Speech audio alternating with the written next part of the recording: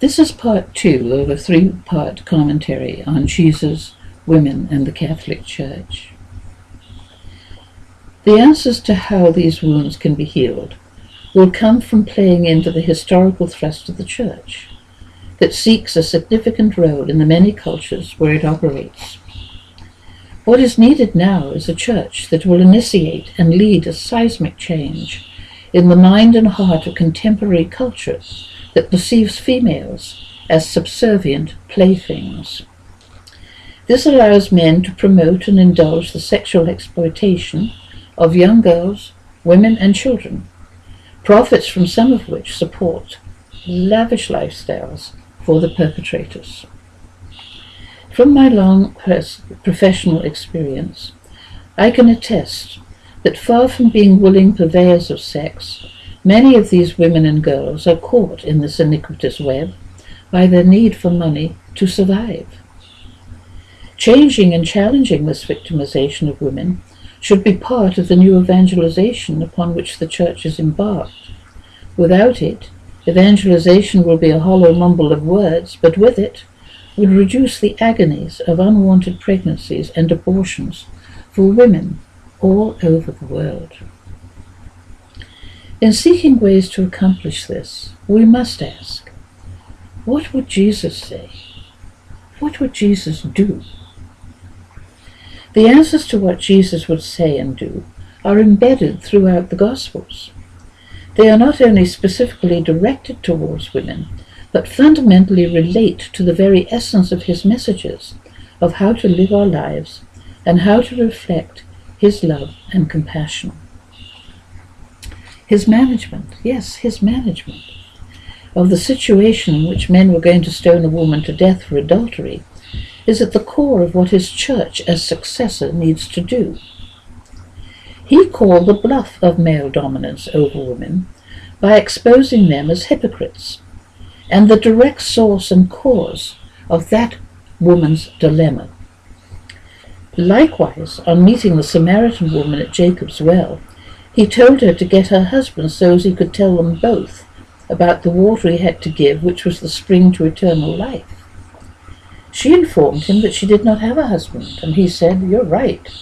The man you are with is not your husband, but you have had 5 husbands."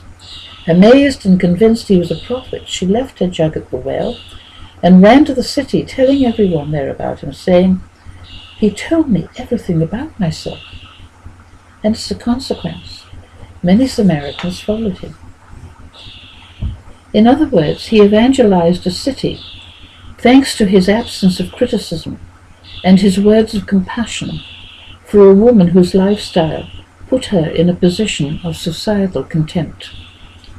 In both instances, his compassion allowed these women to rediscover the dignity of their own true selves, which is as children of God.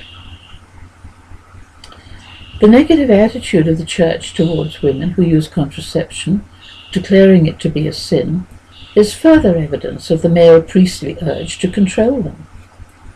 Contraception has long been a part of the human scene, and apart from the Genesis story of Onan, the scriptures do not explicitly refer to it, nor do they indicate that it is unlawful. Neither is there a record of Jesus indicating otherwise. But of course, methods of artificial contraception as are known today were not known then. As a matter of interest, Onan's sin was not one of contraception, although obviously that was his intention. Rather, it was a sin of disobedience to the law of the time that required him to ensure the male line of his family through the childless widow of his brother. However, despite erasing the mutual giving of gift between male and female, the Church condones coitus interruptus as used by Onan as a contraceptive, which makes one ask, who makes these rules? Be all of this as it may, abstinence has been and always will be the wisdom of healthy contraception and prevention of sexually transmitted diseases. However, it seems the Church uses the quote from Genesis, quote, "multiply and fill the earth," end of quote, to dictate that only so-called natural methods of contraception, which are notoriously unsuccessful, are acceptable, and all others are sinful.